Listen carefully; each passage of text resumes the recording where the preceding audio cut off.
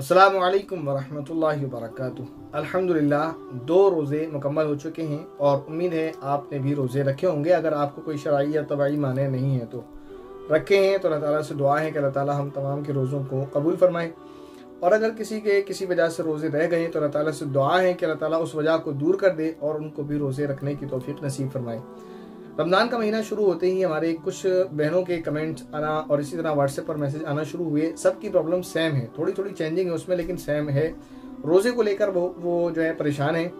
वैसे तो आपका जवाब कमेंट बॉक्स में दिया जाता है, लेकिन उसमें टाइम ज़्यादा लगेगा और रोज़े आपके चले जाएंगे। सवाल जो है उनका वो मिसकैरेज को लेकर है, रोज़े को, और यानी मिसकैरेज के बाद जो ब्लीडिंग वगैरह होती है उसमें रोज़े का क्या हुक्म है, रोज़े रखना है नहीं रखना है, इस सूरत को लेकर उन्होंने सवाल किया है।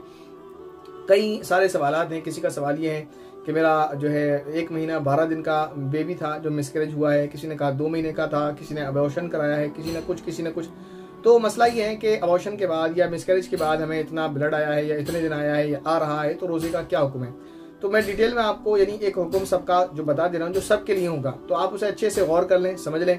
अगर आप उसको अच्छे से समझ लेंगे तो इंशाल्लाह आपका मसला हल हो जाएगा। सभी का, तमाम ही बहनों ने जो सवाल किया उन सबका मसला हल हो जाएगा, उनको कन्फ्यूजन नहीं रहेगा। वो मसला क्या है?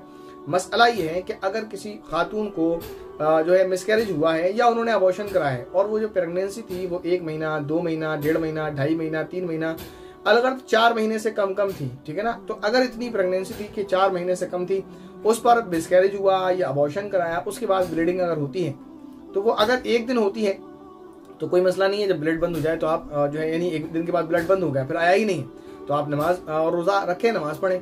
लेकिन अगर वो ब्लड आ रहा है आपको 1 दिन, 2 दिन, 3 दिन, 4 दिन, 5 दिन, 6 दिन, 7 दिन, 8 दिन, 9 दिन या 10 दिन तक रहता है, तो 10 दिन के यानी 1 से लेकर 10 दिन तक जितना भी रहता है तब तक आप रुके रहेंगे, रोज़ा नहीं रखेंगे, नमाज नहीं पढ़ेंगे, ठीक है ना।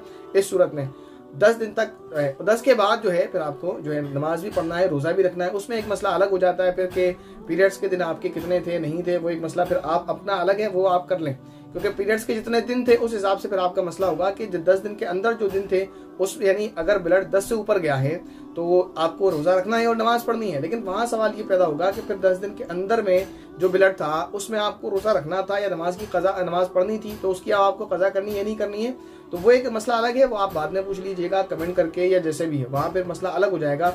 अगर आपके पीरियड्स के दिन फिक्स थे या नहीं थे, और अगर थे तो कितने थे, वहाँ अलग हो जाएगा। अभी एक कॉमन मैं आपको बात बता रहा हूँ जो सबके लिए काफ़ी है, वो ये कि अगर प्रेगनेंसी 4 महीने से कम है उसके बाद ब्लड आता है, अगर तो 1 दिन से लेकर 10 दिन तक जितना भी ब्लड आता है आप उसमें रोज़ा न रखें, नमाज न पढ़ें।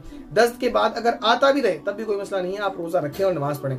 और 10 से पहले कभी भी बंद हो जाए, 1 दिन में, 2 दिन में, 3 दिन में, 4 दिन में, कभी भी बंद हो जाए, तो जैसे ही बंद हो जाए वैसे ही आपको नमाज पढ़ना है, रोज़ा रखना है। ये हुक्म आपके लिए है।